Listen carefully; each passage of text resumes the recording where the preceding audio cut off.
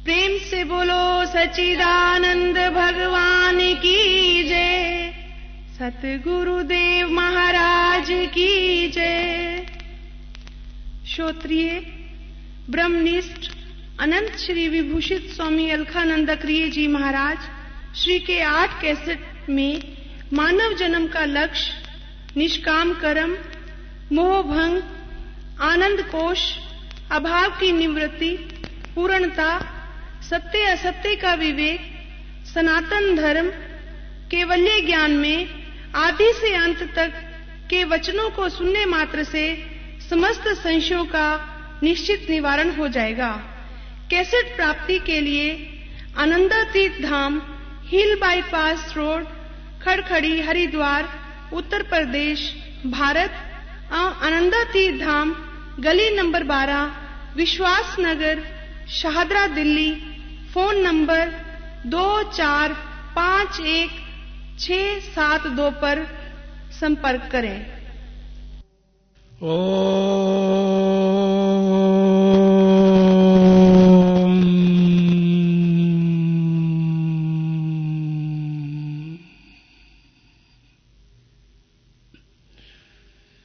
ओम पुरुष एवेदं सर्वं यद्भूतं यच्च भाव्यम् उतामृतत्यो तेषानो यदन्ये नातिरोहति। वेद कहता है कि जो भूतकाल में हो चुका है, जो भविष्य में होने वाला है, जो अब मौजूद है, ये निखिल विश्व तीनों कालों में जो अवस्थित है, ये एकमात्र पुरुष ब्रह्म है। इस बात की चर्चा करते हुए हम आगे चर्चा करेंगे। प्रेम से बोलो सच्चिदानंद भगवान की। अब 2 मिनट मेरे साथ कीर्तन करो। जय सतगुरु दीन दयाल हरे,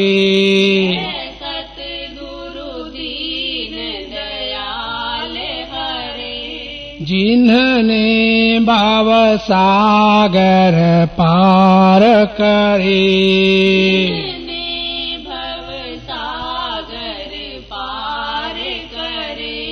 जब सुने ज्ञान के वचन भरे,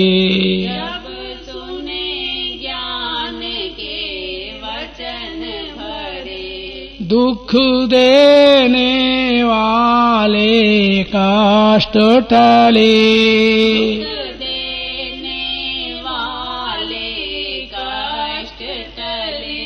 जय सतगुरु दीन दयाल हरे,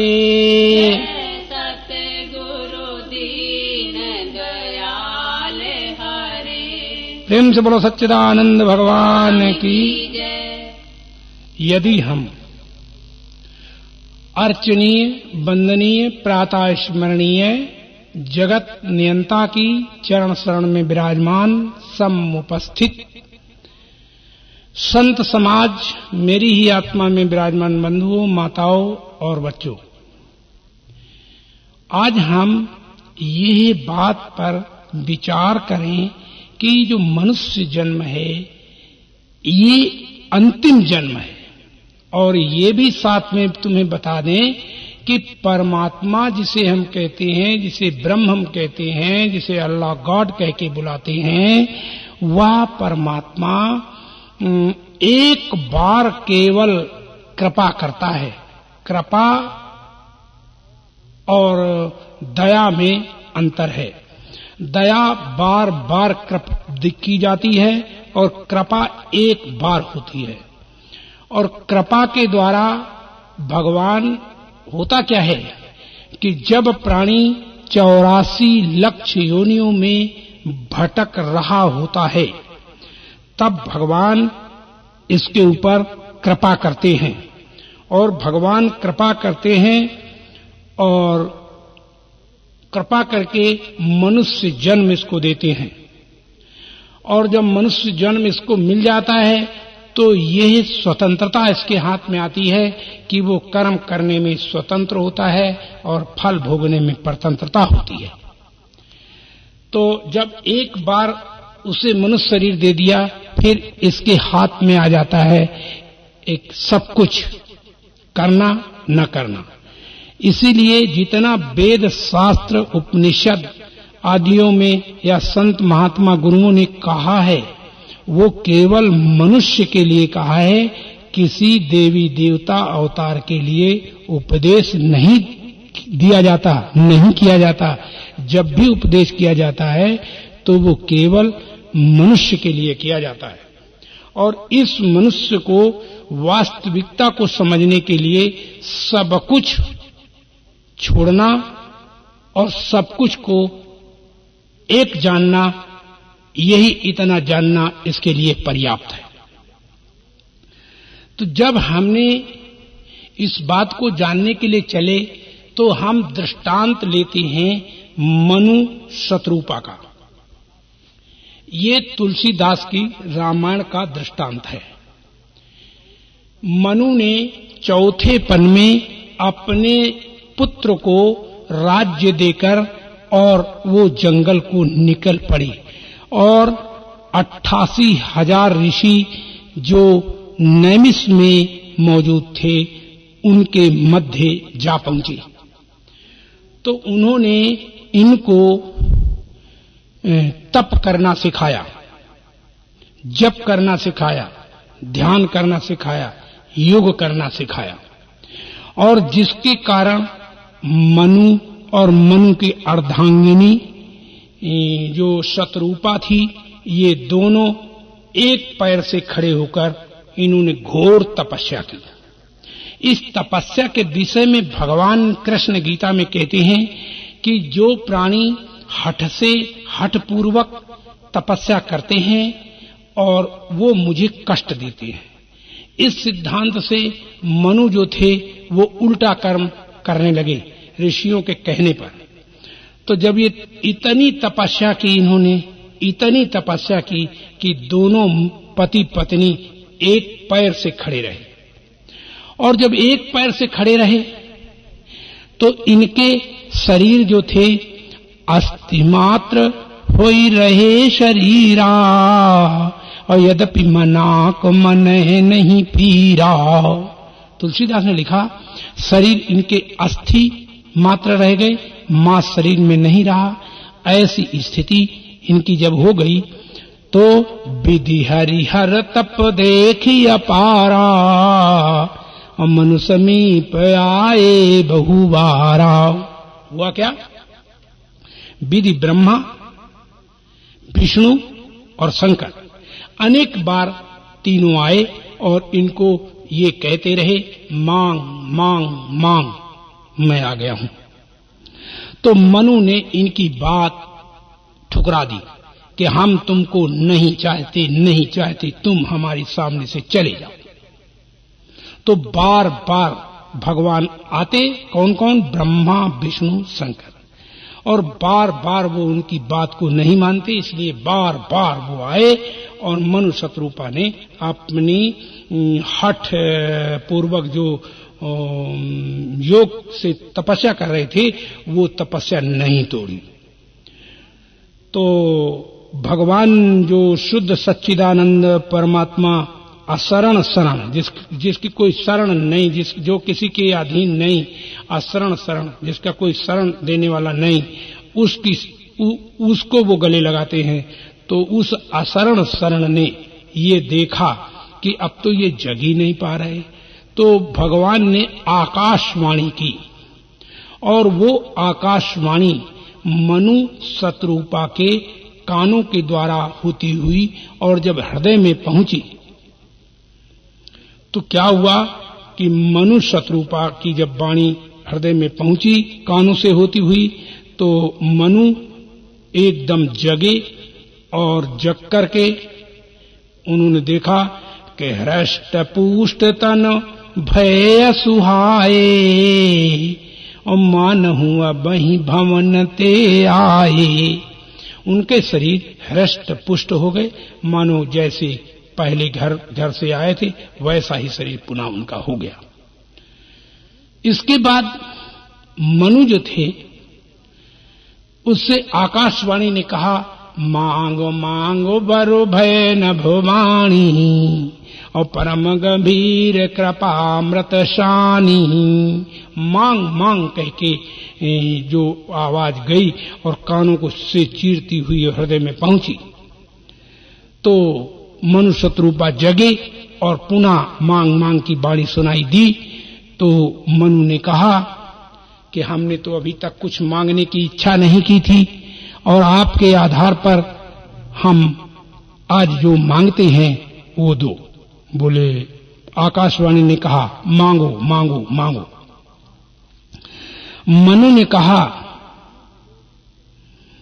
मनु बोले कि जो स्वरूप बस शिव मनु माही और जही कारण मुनि यतन कराही। जो महेश मनु मानस हंसा और सगुण अगुण जही निगम प्रशंसा। और देखही हम स्वरूप भरी लोचन और कृपा करो प्रणतारति मोचन। हे प्रभु, अगर तुम देना चाहते हो तो हमें दो कि जो शंकर भगवान के हृदय में हंस रूप से विहार करता है, हम उसको देखना चाहते हैं, हम उसको प्राप्त करना चाहते हैं। तो जब ये कहा तो भगवान ने वाणी उनकी स्वीकार की और क्या हुआ कि प्रगटे विश्ववास भगवान। और उसी समय व्यापक भगवान जो था वो प्रकट हो गया। अब जब व्यापक भगवान प्रकट हो गया तो मनु की दृष्टि जहां जाए, जहां देखहि तहां प्रभु आसीना और से वहीं सीध मुनीश प्रवीणा। जिधर देखें वहां एक परमात्मा ही परमात्मा दिखने लगा। तो मनु हैरान हो गए कि ये क्या बात है, ये क्या दिख रहा है। तमाम सिद्धियां निधियां जिसकी सेवा कर रहे हैं ऐसा उन्होंने देखा। तो जब ऐसा देखा तो कहीं जब दृष्टि नहीं जमी तो एक जगह पर उन्होंने दृष्टि जमाई। तो वहां पर देखा कि नील शरोरु नील मणि और नील नीरधर श्याम और लाज ही तन शोभा निरखी कोटि कोटि शत काम। नील सरोरु नील मणि नील नीरधर श्याम लाज ही तन शोभा निरखी कोटि कोटि शत काम। जिसके एक एक अंग के ऊपर अग्रभाग पर, एक एक उंगली के अग्रभाग पर कोटिन कोटिन काम देवताओं की छवि विद्यमान थी, ऐसा नील सरोरु वाला भगवान सामने प्रकट हुआ। और मनु ने जब उसको देखा तो देखते रह गए, शत्रुपा ने देखा देखते रह गए। इसके बाद क्या हुआ, भगवान थोड़े मुस्कुराकर बोले कि मनु अब क्या देर है, जो चाहो मांगो, जो चाहो मांगो। तो मनु बोले कि महाराज अब तक तो मांगने के लिए हमने कुछ सोचा नहीं था और आपको देख करके एक अभिलाषा पैदा हो गई है और मेरी उस अभिलाषा को पूर्ण कीजिए। तो भगवान ने कहा हाँ हाँ बोलो बोलो बोलो, मांगो मांगो मांगो। तो मनु ने कहा महाराज अगर आप दे रहे हैं तो हमें दें। बोले क्या, अब चाहूं तुम ही समान सुत प्रभु सन कवन दुराव। हे प्रभु, अब हम तुम्हारे समान पुत्र चाहते हैं और आपसे दुराव हम करना नहीं चाहते, इसलिए मुझे तुम्हारे जैसा बेटा मिले। भगवान मंद बुद्धि से मुस्कुराकर बोले मनु तुम्हारे मस्तिष्क पर क्या पत्थर पड़ गए, तुम्हें अकल नहीं रही, तुम क्या मांगते हो।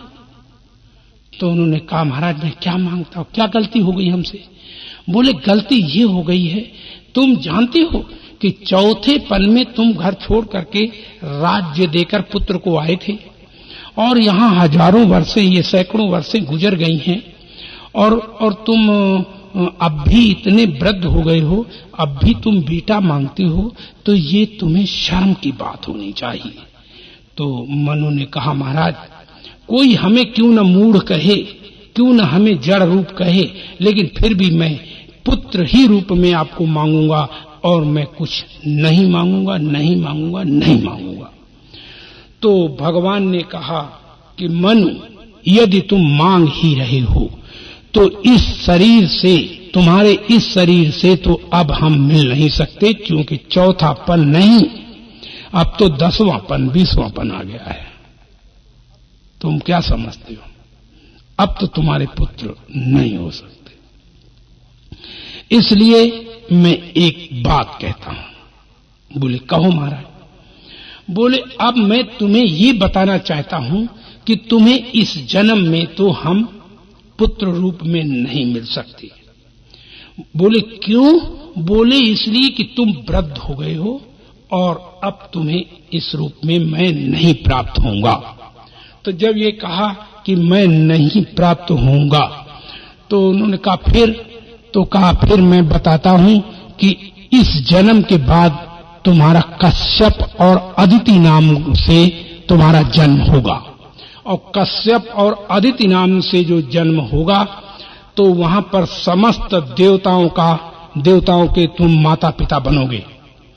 और इसके बाद जब फिर शरीर त्यागोगे तो फिर अयोध्या के भूआल, अयोध्या के राजा दशरथ के नाम से और कौशल्या के नाम से तुम उत्पन्न होगे। और जब दशरथ और कौशल्या के नाम से तुम्हारी जोड़ी जब उत्पन्न होगी, उस समय मैं तुम्हारा पुत्र बनूंगा।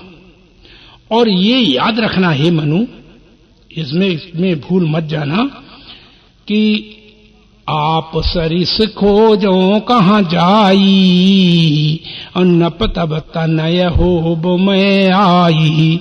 हे मनु, अपने जैसा पुत्र तो हम इस संसार में खोज नहीं सकते, और ना ही मेरे जैसा कोई पुत्र हो सकता है इस त्रैकाल जगत में।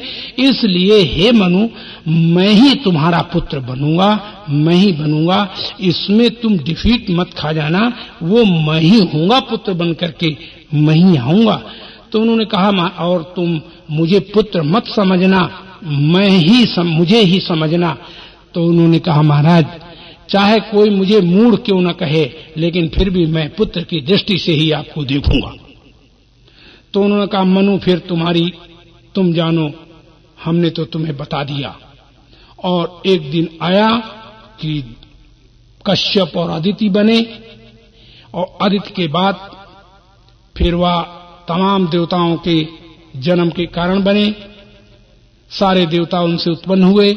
और इसके बाद तीसरे जन्म में जब वह दशरथ नाम से अयोध्या के भूआल बने, राजा बने, कौशल्या अर्धांगिनी बनी, उस समय इनके कोई संतान नहीं। तो फिर चौथेपन में इन्होंने एक यज्ञ कराई, और वो बात भूल गए कि हमें 4 पुत्र मिलने चाहिए। तो यद्यपि ऋषियों ने बताया कि राजन तुम्हें 4 पुत्र मिलेंगे, तुम घबराओ नहीं। तो उन्होंने कहा, कैसे मिलेंगे? अब तो मुझे नपुंसक बना दिया गया है, और अब कैसे मिलेंगे? तो ऋषियों ने कहा कि ऐसा करो कि तुम पुत्रेष्ट यज्ञ कराओ। तो दशरथ ने पुत्रेष्ट यज्ञ करने वाला उस समय पर कोई भी व्यक्ति, यद्यपि ब्रह्म ज्ञानी वशिष्ठ जी उस दरबार में मौजूद थे, विश्वामित्र महातपस्वी उसमें मौजूद था, तथापि पुत्रेष्ट यज्ञ कोई कराने में समर्थ नहीं था। तो पुत्रेष्ट यज्ञ उस समय कराने में समर्थ थे श्रृंगी ऋषि।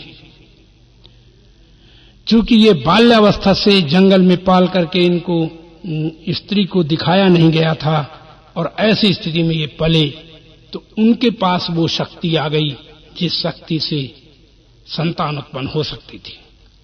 तो मनु शत्रुपा जो थे, वह जब दशरथ बने तो उन्हें बताया गया कि अब श्रृंगी ऋषि तुम्हें पुत्रेष्ट यज्ञ करा सकते हैं, तो उनको बुलाया जाए। तो जब श्रृंगी ऋषि को बुलाया गया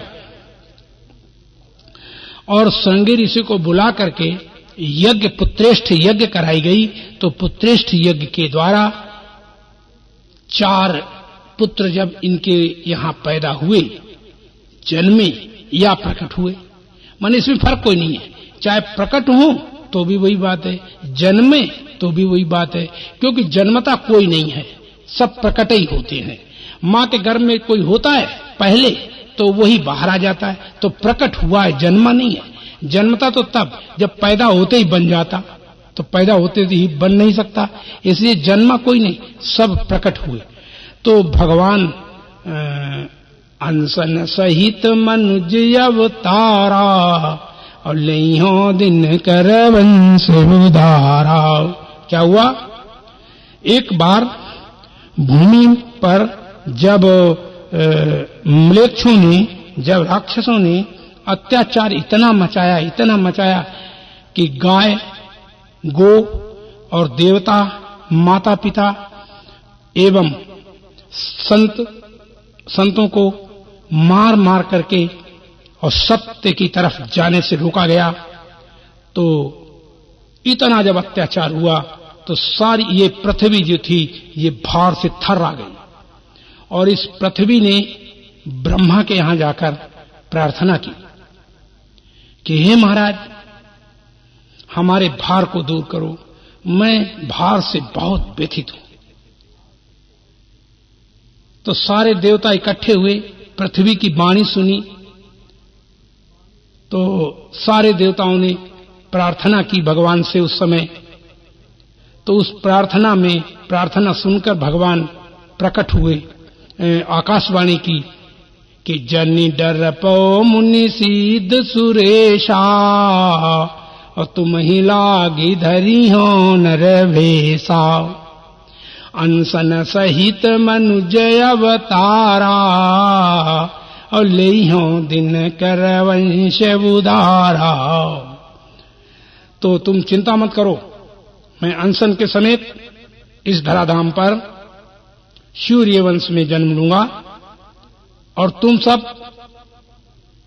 बानर देहधर, बंदर का शरीर धारण करके, बंदर भालू का, और संसार में विचरो। तो धरी है विष्णु मनुज तन तहिया।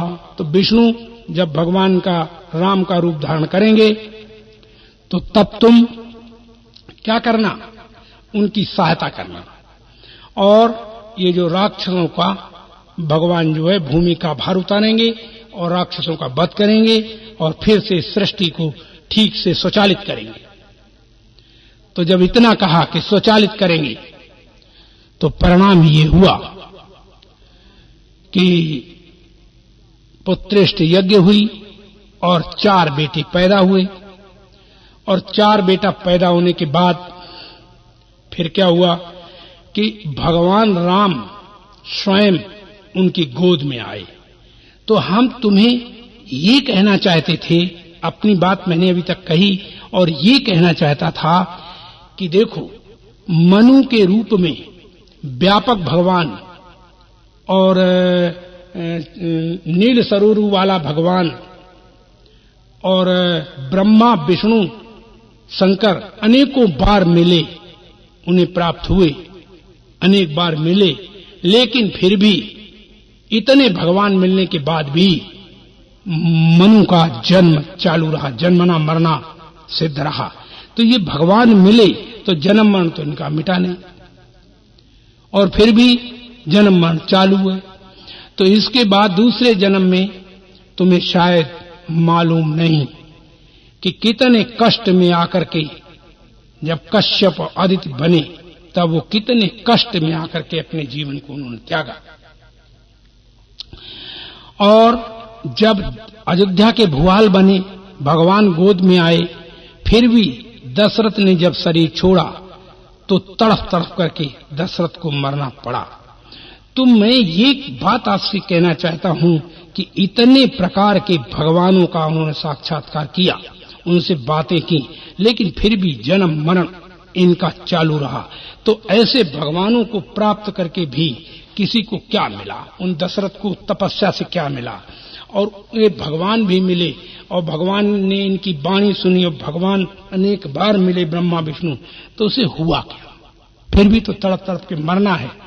तो फिर जब तड़प तड़प के मरना ही है तो किसी की तपस्या करना, किसी का ध्यान करना, किसी का योग करना, किसी के लिए पूजा पाठ करना, और इनसे प्रयोजन क्या हुआ?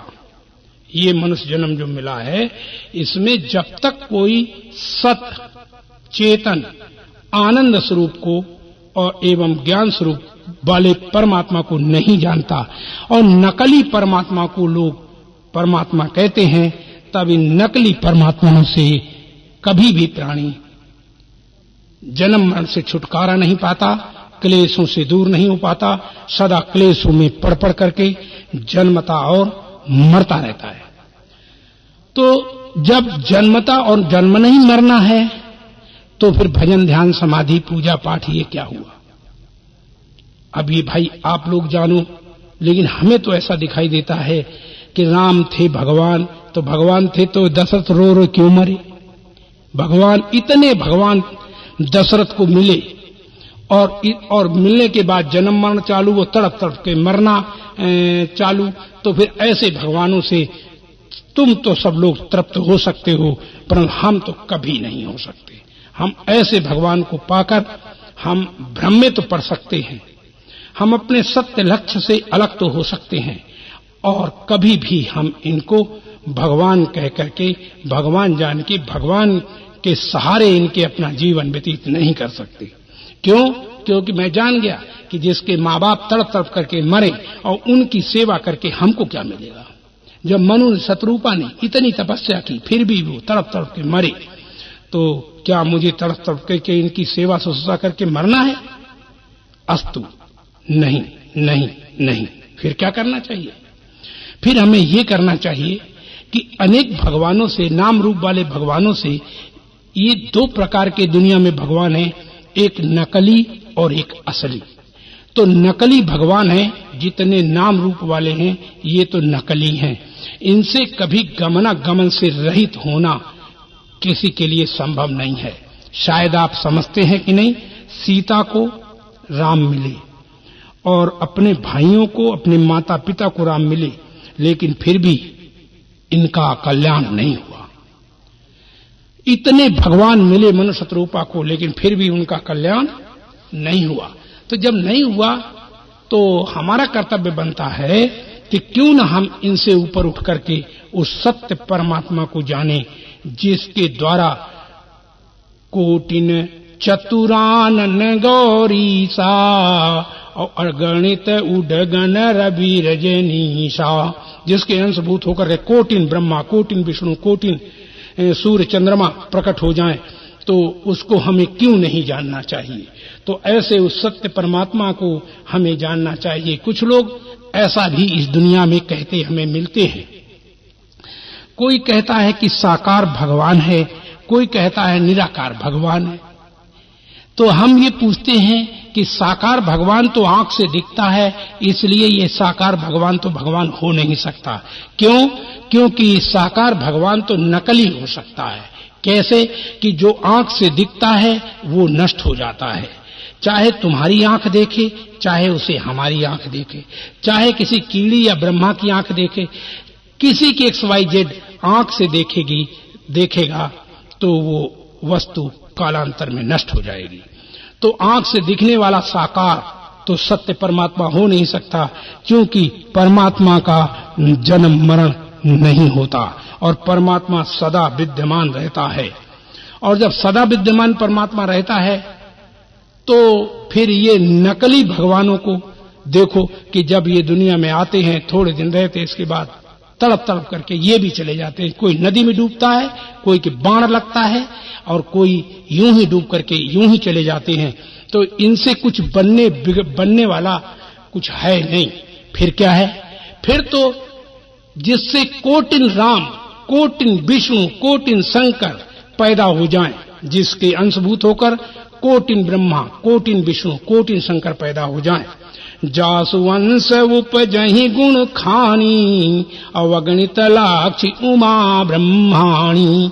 जिसके अंशभूत होकर के कोटिन ब्रह्मा, कोटिन विष्णु, कोटिन चतुरानन गौरीसा, कोटिन उडगन रविन नीसा और कोटिन लक्ष्मी और कोटिन दुर्गा और कोटिन ब्रह्माणी रुद्राणी पैदा हो जाएं, तो ऐसे उस सत्य परमात्मा को हमें खोजना चाहिए। क्यों खोजना चाहिए? इसलिए खोजना चाहिए कि जो नाम रूप वाले भगवान हैं, इनको सामने खड़ा करो और इनमें से केवल सत्य नाम की एक चीज निकाल लो, फिर कोई भगवान रहता ही नहीं, उसका अस्तित्व ही नहीं रहता। और उस भगवान से चलो सत्य को न निकालो तो चेतन को निकाल लो, तो भगवान बिल्कुल स्वाहा हो जाते हैं। और सत्य न निकालो, आनंद निकाल लो, तब फिर वो स्वाहा हो जाते हैं। और आनंद न निकालो और ज्ञान निकालो तो जड़ से ही स्वाहा हो जाते हैं सब। तो परमात्मा, तुम्हें शायद पता नहीं, भगवान कृष्ण ने इस बात को स्पष्ट रूप से लिखा कि ऐ अर्जुन, तुम्हें ये बात याद रखनी चाहिए कि सबका नाश त्रैकाल जगत में देखा जाता है, परंतु जब से सृष्टि उत्पन्न हुई है तब से अब तक और भविष्य में भी कोई ज्ञान का नाश नहीं देख सकता। इसलिए ज्ञान स्वरूप ही परमात्मा है। और जो ज्ञान स्वरूप को नहीं जानता और ज्ञान को ही परमात्मा जान लेता है, तो वह भी ज्ञान जो है वो कालांतर में उपजता विनसता है। तुलसीदास ने कहा, उपजय बिनसय ज्ञान जिमि पाई कुसंग सुसंग। कुसंग और सुसंग को पाकर के ज्ञान भी घटता और बढ़ता, उपजता और विनसता है। लेकिन जो ज्ञान स्वरूप है उसका नाश आज तक किसी ने नहीं देखा। और वो सत्य परमात्मा ज्ञान स्वरूप, जो ज्ञान स्वरूप है वही आनंद स्वरूप है, वही चेतन स्वरूप है, वही आनंद स्वरूप है, वही सत्स्वरूप है। उससे इतर कुछ भी और XYZ नहीं है। और जब उससे इतर और कुछ भी नहीं है तो वह परमात्मा ही सबके अंदर से, प्राणी पदार्थों के अंदर से छलक रहा है। हर वस्तु व्यक्ति में परमात्मा के होने के नाते वह परमात्मा ही सबसे ज्यादा प्रिय, सबको प्रिय और सबसे ज्यादा कीमती, सबको कीमती, सब जगह कीमती है। इसलिए जितने प्राणी पदार्थ में व्यापक के नाते परमात्मा आता है, उसमें वही आत्मा स्वरूप से परमात्मा जो आता है वही सबको प्यारा लगता है। वस्तु व्यक्ति प्यारी नहीं लगती। जैसे हमारी माँ, हमारे बाप, हमारे गुरु पीर, जब तक उसके अंदर हमारा सत्य चेतन आनंद स्वरूप ज्ञान स्वरूप परमात्मा रहता है तब तक हम उसको पूछते हैं। अन्यथा जब उसके अंदर ज्ञान स्वरूप चेतन स्वरूप आनंद स्वरूप नहीं रहता, ऐसा मुझे प्रतीत होता है जब भाव से, तो हम उसको इस धराधाम से या तो जमीन में गाड़ देते हैं धरा में, या फिर जल में प्रवाह करते हैं, या अग्नि में दाह संस्कार करते हैं। इस तरह से हम उसको, वो जो प्रिय लग रहा था वो हमको प्रिय नहीं लगता। तो संसार में जो प्रिय लगता है, दुनिया में कोई चीज जो तुम प्यारे लगते हो, तो तभी तक प्यारे हो जब तक इसमें भगवान है। और जब भगवान नहीं रहता तो इसको हम जला देते हैं। तो किसी ने पूछा कि महाराज क्या भगवान एक में रहता है, एक में नहीं रहता, ऐसा भी होता है? तो मैं तुम्हें ये बात भी बता दें कि भगवान तो जड़ चेतन कण कण में बैठा हुआ है, लेकिन समझाने के लिए ये बात कही गई है कि जब घड़ी बंद हो जाती है, यानी चाबी है उसके अंदर, घड़ी बंद हो गई तो क्या उसमें से कुछ निकल गया? और घड़ी चालू हो गई, चाबी डाल दी गई तो क्या उसमें कुछ डाला गया? कुछ नहीं डाला गया, ना कुछ उसमें निकाला गया, और जब वो चालू हो गई तब वो जिंदा नहीं है, और जब वो उसमें बंद हो गई तब वो मरी नहीं है। ऐसे ही यंत्रारूढ़ानि माया, ये जो शरीर हैं ये यंत्रवत हैं, इनमें जो चेतन है, जो परमात्मा का आनंद स्वरूप है, जो ज्ञान स्वरूप है, सत्य है, जब तक वो रहता है तब तक अम्मा और बाप, अपने माता पिता, बंधु भाई, गुरु पीर, संत महात्मा, रामकृष्ण ब्रह्मा विष्णु सब प्यारे लगते हैं। और जब वो ऐसा हम भाव से जानते हैं कि अब इनमें नहीं रहा, तो हम उसको जला देते हैं, पानी में बहा देते हैं, विसर्जन कर देते हैं, या पृथ्वी में धराशायी कर देते हैं। तो जब ऐसा है तो इसलिए संसार में कोई भी ऐसी वस्तु नहीं है जो सदा बनी रहे, वो कभी ना कभी नष्ट होती रहती है, लेकिन एक ज्ञान स्वरूप परमात्मा ही है जो सदा एक रस बना रहता है। इस ज्ञान स्वरूप परमात्मा को जो मनुष्य जन्म में नहीं जानते, तो उनको यह जीवन वृथा ही गंवाना पड़ता है। ये जीवन बहुत कोटसा, इसको धन्यवाद देना चाहिए कि ये बहुत कीमती है। इसके लिए देवताओं ने, ऋषियों ने, मुनियों ने, संतों ने और भगवानों ने इसकी प्रशंसा की है, और ये कहा है क्या कि जप तप ध्यान योग पूजा पाठ की जो नौकाएं हैं ये अदृढ़ हैं, सक्षम नहीं हैं, माने परमात्मा तक पहुंचाने में ये सक्षम नहीं है, ये बीच में सब डुबो देती हैं।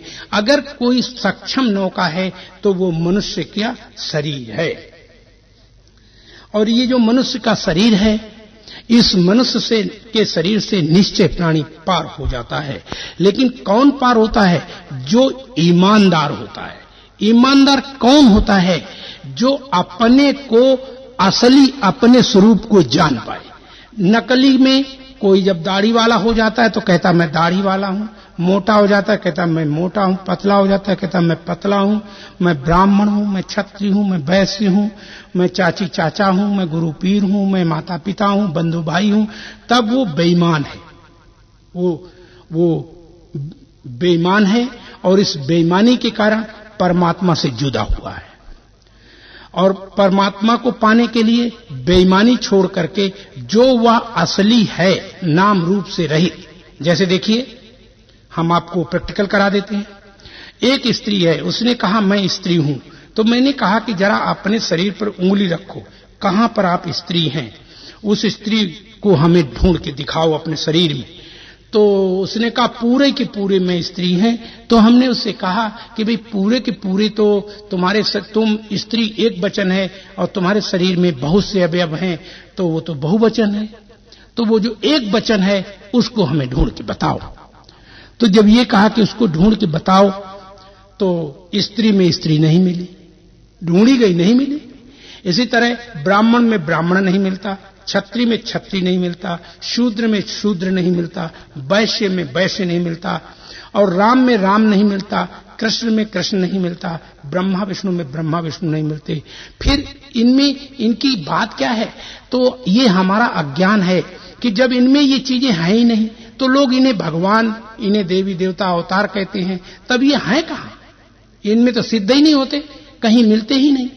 कोई गुरु में गुरु नहीं मिलता, मंत्र में मंत्र नहीं मिलता, विद्या में विद्या नहीं मिलती। संसार में कुछ भी तो सिद्ध नहीं है।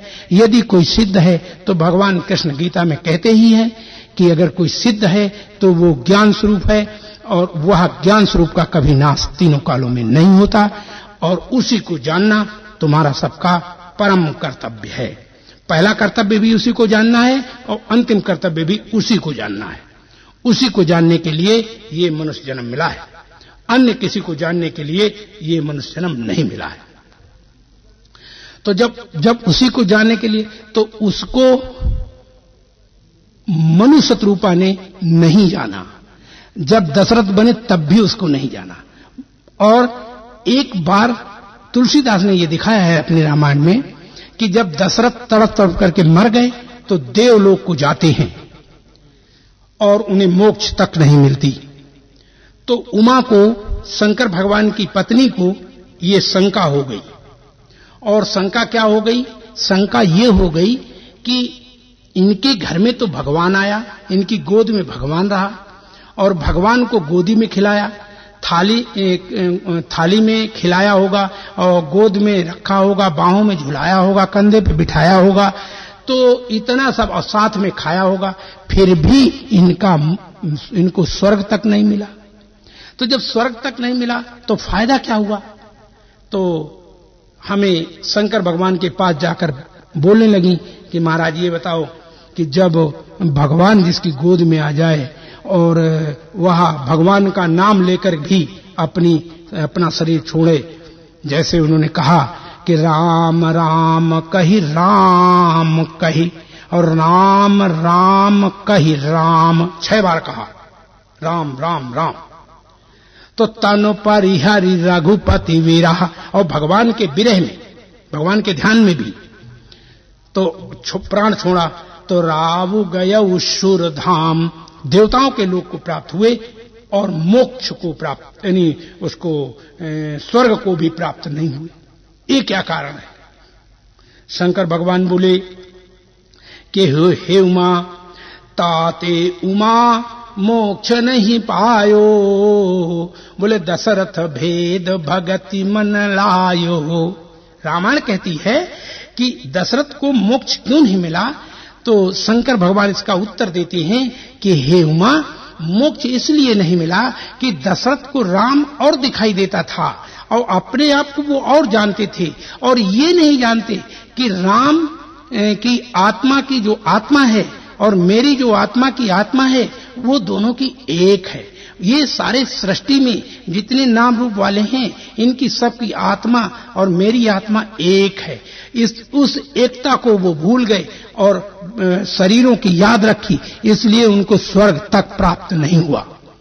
तो इस भेद की निंदा करते हुए रामायण में शंकर भगवान ने ये समझाया कि हे उमा, ताते उमा मोक्ष नहीं पायो, बोले दशरथ भेद भगति मन लायो। इस भेद की निंदा करते हुए शंकर भगवान ने कहा कि इससे किसी का कल्याण नहीं होता। हे उमा, जब भी कभी परमात्मा का भजन करना चाहिए, ध्यान करना चाहिए, तब अपने निजानंद में उसको जानना चाहिए। तो कहा ये महाराज, अपने निज स्वरूप और निजानंद में हम कैसे इस सृष्टि को जान सकते हैं? इस पर शंकर भगवान ने कहा कि हे उमा, मैं एक दृष्टांत कहता हूं, सावधान पूर्वक सुनो। बोले कहो भगवान। तो शंकर भगवान ने कहा, पार्वती, हे उमा, जो कोई ज्यादा रूपवान व्यक्ति हो, उस रूपवान व्यक्ति को एक अंधेरे में खड़ा करो। तो कहा फिर?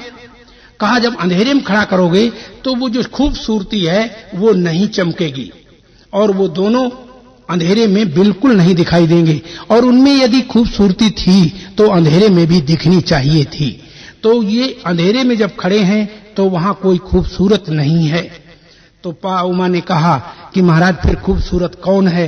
तो भगवान शंकर ने कहा, हे उमा सुनिए, उस लड़की और लड़का जो खूबसूरत अंधेरे में खड़े हैं और खुले हुए द्वार हैं और कोई उनको अंधेरे में नहीं देख पाता, तो उन पर टार्च से रोशनी डाली जाए। तो कहा जब रोशनी डाली जाती है तो वो लड़की लड़का चमकने लगती है। तो शंकर भगवान ने कहा, हे उमा, लड़की और लड़का चमकदार नहीं है, रोशनी जब डाली तो वो चमके। तो इनमें तुम ही बताओ कौन चमकदार हुआ? तो उमा ने कहा, फिर तो प्रकाश चमकदार हुआ। तो शंकर भगवान ने कहा, उमा, अगर प्रकाश चमकदार है तो देखने वालों की आंखें बंद कर दो, फिर क्या प्रकाश चमकेगा? बोले हाँ महाराज, फिर नहीं चमकेगा। तो कहा प्रकाश और वे लड़की लड़का चमकदार सुंदर नहीं है। फिर कहा फिर तो आंख चमकदार हुई। तो कहा अगर ये आंख चमकदार है, यदि आंख चमकदार है तो आंख को खोल दो और आंख के पीछे से मन को हटा दो। मन को भेज दो अपने स्कूल में, कभी अपने कॉलेज में, या कभी अपने माँ के यहाँ, या कभी अपने दफ्तर में। तो फिर यहाँ आंख खोले रहो तो कोई चीज चमकदार नहीं रह जाती। तो इससे पता चलता है कि आंख भी चमकदार नहीं है, फिर तो मन चमकदार हुआ। तो जब कहा मन चमकदार है तो मन को जो है उसके पीछे से बुद्धि को हटा दिया गया। तो मन भी कुछ नहीं जान पाता, कुछ नहीं समझ पाता। तो जब मन नहीं समझ पाता तो मन चमकदार फिर नहीं हुआ, फिर बुद्धि चमकदार हुई। तो बुद्धि यदि चमकदार है तो बुद्धि के पीछे से प्राणों को हटा दो। तो प्राण जब हट जाते हैं तो बुद्धि फेल हो जाती है, बुद्धि भी चमकदार नहीं, फिर प्राण चमकदार हुआ। प्राण के पीछे से, अगर प्राण चमकदार है तो उसके पीछे से चेतना को हटा दो। तो जब चेतन को हटा दिया तो प्राण भी चमकदार नहीं रहे, चेतन चमकदार हुआ। और चेतन यदि चमकदार है तो चेतन के पीछे से सत्य को हटा दो तो चेतन नहीं चमकता। और सत्य यदि चमकदार है तो सत्य के पीछे से आनंद को हटा दो, तब सत्य नहीं चमकता। आनंद यदि चमकदार है तो आनंद के पीछे से ज्ञान को हटा दो तो आनंद नहीं चमकता। और ज्ञान के पीछे से, अगर ज्ञान चमकदार है तो उसके पीछे से जिसको हम राम, जिसको हम श्याम, जिसको अल्लाह गॉड कहते हैं, उस अल्लाह गॉड को हटा दो तो फिर हम वहां राम कृष्ण और वो सत्य चेतन और ज्ञान भी नहीं चमकता, कुछ भी नहीं चमकता। तो कहा फिर जो अल्लाह गॉड राम आदि हैं फिर वही चमकदार हुए। तो कहा अल्लाह गॉड आत्मा परमात्मा यदि चमकदार है तो उन सब, वे सब रहें और तुम जो हो वो हट जाओ। तो बोलो दुनिया में कोई चमकदार है? तो कहा हां, मेरे हटने से कुछ भी चमकदार नहीं रहता।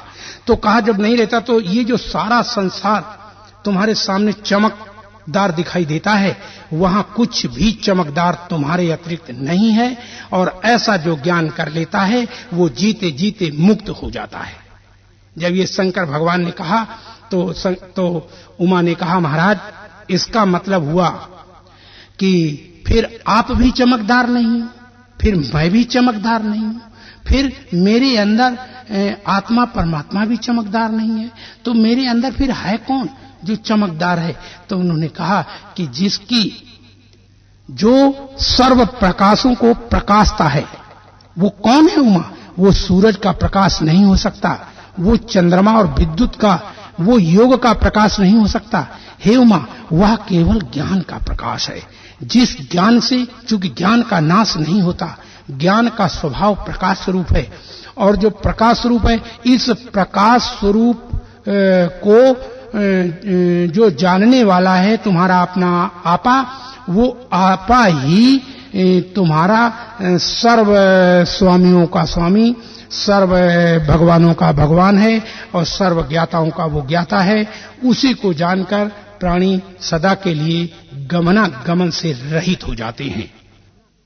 हाँ, उस परमात्मा के ऊपर, वो परमात्मा की आंख के ऊपर कई शीशे चढ़े हुए हैं जिससे ये सृष्टि बनकर भासती है, उसे भी मैं तुम्हारे सामने स्पष्ट करता हूं। सबसे पहले परमात्मा के सामने जो निश्चल है, निर्विकार है, उसके सामने उसके स्वभाव हैं, और वो जो स्वभाव हैं तो वो स्वभावी से अलग नहीं किया जा सकता। जैसे सूर्य का स्वभाव प्रकाश है, गर्मी है, गोलाई है और रंग है। यदि सूर्य होगा तो रंग होंगे, सूर्य होगा तो प्रकाश होगा, सूर्य होगा तो अग्नि गर्मी होगी। ऐसे ही परमात्मा ज्ञान स्वरूप है तो उसके सामने ये स्वभाव है। कौन सा स्वभाव? एक शीशा ज्ञान नाम का उसके सामने स्वभाव आंख के सामने उसकी लगा हुआ है, और ज्ञान के आगे दूसरा शीशा उसका आनंद का है, और तीसरा शीशा सत्य चेतन का है, और चौथा शीशा वो सत्य का है, और सत्य के आगे प्राण का शीशा है, और प्राण के आगे बुद्धि का शीशा है, और बुद्धि के आगे मन का शीशा है, और मन के आगे आंख का शीशा है।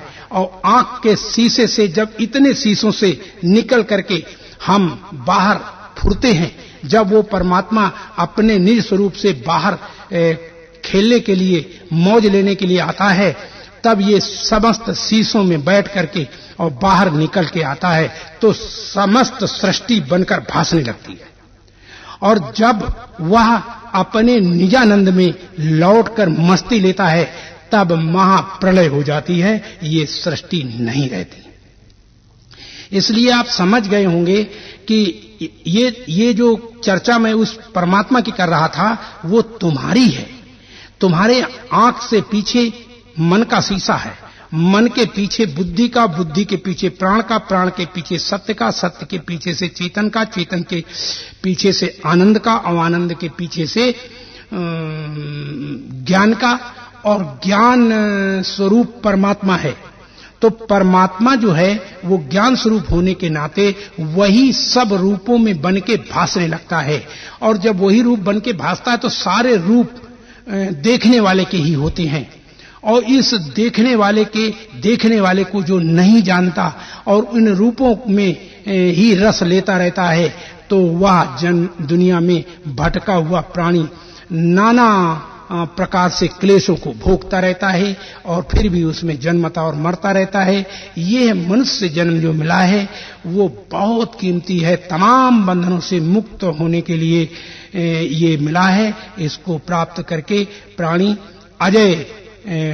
अजय परम पद को प्राप्त करना चाहिए, जिसके लिए श्रीमद् भागवत ने ये कहा है, विष्णुम परम पदम। वह विष्णु का परम पद है, वह कृष्ण भगवान का परम धाम है, वह राम का राम राज्य है, जहां किसी प्रकार का क्लेश नहीं होता, जहां न जाए मन विधि हरि हर को, जहां ब्रह्मा विष्णु शंकर की मन बुद्धि नहीं पहुंचती, वहां वो परमात्मा विद्यमान है। और उस परमात्मा को इस जन्म में अगर हमने नहीं जाना तो फिर बहुत बड़ी हानि हो जाएगी। इसलिए इसी जन्म में उसे जानना चाहिए, और जब उसे जानना चाहिए तो उसी को जानने के लिए ये जन्म मिला है।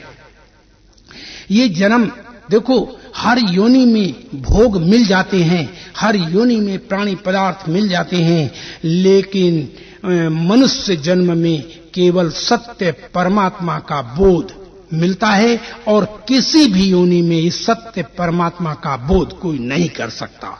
इसलिए ये मनुष्य योनि को ही सारे वेद, सारे शास्त्रों का उपदेश और आदेश है। किसी देवी देवता के लिए उपदेश आदेश ये नहीं कहा गया है। तो जब मनुष्य के लिए कहा गया, क्यों कहा गया?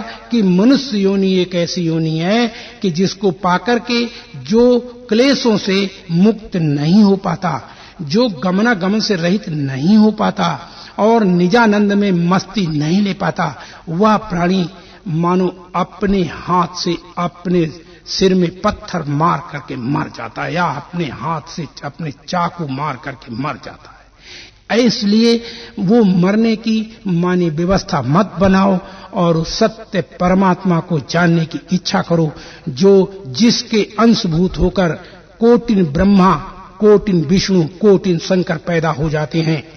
उस परमात्मा को जानकर प्राणी गमनागमन से रहित हो जाता है। और ये नकली जो नाम रूप वाले भगवान है, ये सब नकली हैं, और असली वो है जिसके ये सब नाम रूप कहे जाते हैं, वास्तव में उसके नाम रूप नहीं है। तो जो असली वो है जो जिसके नाम रूप कहे जाते हैं, उसको जानना है, और वहीं हमें तुम्हें चलना है। और वहां ध्यान से, योग से, पूजा पाठ से, तप जप से, आशीर्वाद से नहीं जाया जा सकता बंधुओं। वहां तो केवल प्राणी उसका ज्ञान करके वहां पहुंचता है। हमने तुम्हें ये बता चुके हैं कि ज्ञान जो है, मैंने सब कुछ ज्ञान से प्राप्त होता है, कर्म उपासना साधना से कुछ नहीं प्राप्त होता। कर्म उपासना साधना ध्यान योग जो है वो तो ज्ञान से ही उत्पन्न होते हैं और ज्ञान में ही लय हो जाते, तो इनका फल फिर अनित्य होता है, और इस अनित्य मैंने फल से सत्य जो नित्य परमात्मा है उसकी प्राप्ति तो हो नहीं सकती। इसलिए हमारा तुम्हारा ये वास्तविक धर्म है, वास्तविक हमारी तुम्हारी स्थिति है कि हम अपने स्वरूप सारी सृष्टि को जाने, क्योंकि हमें ही सब रूप बन करके जब इन गोलकों से, इन शीशों से आगे निकलते हैं दूरबीनों से आगे निकलते, तब ये सृष्टि बन के भासती है। अगर हमारी आंख बंद हो जाए तो सारी सृष्टि के नाम रूप वाले जो लोग दिख रहे हैं, ये गोलगप्पे बने हुए, तो ये सब नहीं दिखते। गोल गुब्बारे की तरह जो दिख रहे हैं ये कुछ भी नहीं रहता। इसलिए प्यारे, सब कुछ मेरे अंदर से प्रकट होता है, मेरे में स्थित है और मैं ही इनका संचालन नियमन पालन करता हूं। और ये सब जहां पर मैं नियमन पालन करता हूं, ऐसा कह रहा हूं, वहां पर तुम मुझे व्यक्तिगत शरीरधारी मत समझना कि मैं नियमन पालन। मेरे अंदर जो जिसका नाश नहीं होता वो ज्ञान स्वरूप है और वो ही, उसी को मैं कहता हूं। और आज तक दुनिया में कोई भी शब्द शुरू किया जाता है तो उसी मैं से किया जाता है, उसी सत्य से किया जाता है। उस सत्य से प्रकट होने वाला जो मैं है, उस मैं से प्राणी मैं को जानकर प्राणी गमनागमन से रहित होता है। हरिओम तत्सत, हरिओम तत्सत, हरिओम तत्सत।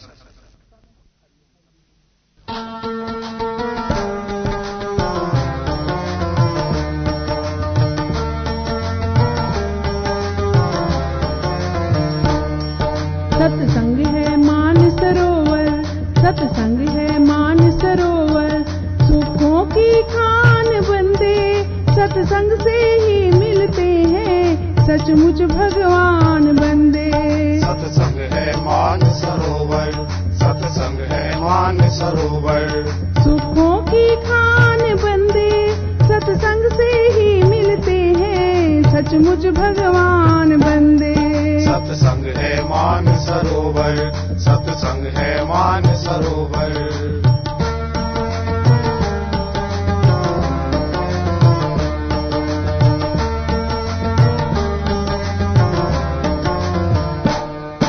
सत्संग से होकर जाता है मंजिल का रास्ता, मंजिल का रास्ता। इस मंजिल के राही को जग से क्या वास्ता, जग से क्या वास्ता। सत्संग है बहती गंगा, सत्संग है बहती गंगा, कर ले स्नान बंदे सत्संग से ही मिलते हैं, सचमुच भगवान बंदे। सत्संग है मान सरोवर, सत्संग है मान सरोवर।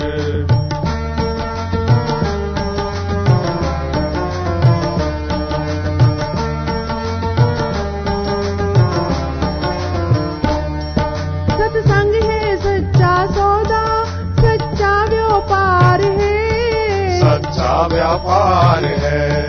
परमार्थ के प्रेमी को सत्संग आधार है, सत्संग आधार है। सत को है जिन्स यहाँ पर, सत को है जिन्स यहाँ पर, सत की दुकान बंदे सत्संग से ही मिलते हैं, सचमुच भगवान बंदे।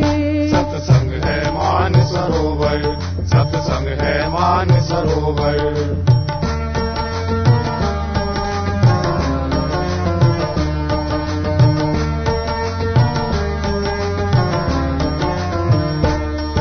सत्संग है काबा काशी, सत्संग कैलाश है, सत्संग कैलाश है। सत्संग का फूल श्रद्धा और फल आनंद है, और फल आनंद है।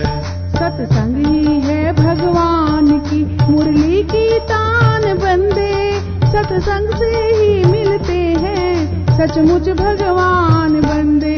सत्संग है मान सरोवर, सत्संग है मान सरोवर।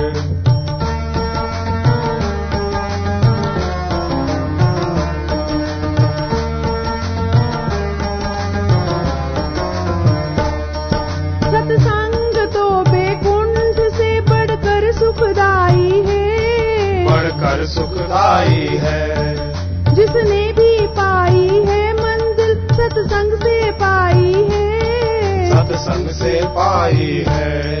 सत्संग है शबरी मीरा, सत्संग है शबरी मीरा, नरसिंह की जान बंदे सत्संग से ही मिलते हैं, सचमुच भगवान बंदे। सत्संग है मान सरोवर, सत्संग सत्संग है मान सरोवर।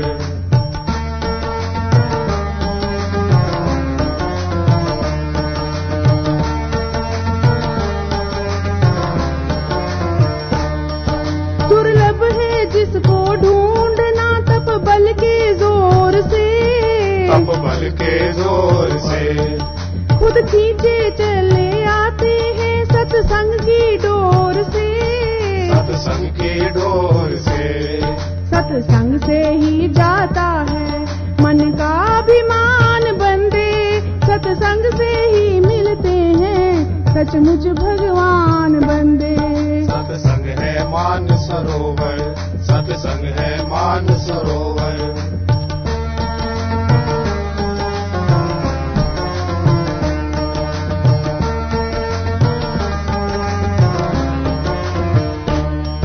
सत्संग का लाभ ना लिया पीछे पछताएगा, पीछे पछताएगा। दरिया का पानी लौट कर वापस ना आएगा, वापस ना आएगा। ओ बंदे कुछ बंदगी का, ओ बंदे कुछ बंदगी का, कर ले सामान बंदे, सत्संग से ही मिलते हैं सचमुच भगवान बंदे। सत्संग है मान सरोवर, सत्संग है मान सरोवर। सुखों की खान बंदे, सत्संग से ही मिलते हैं सचमुच भगवान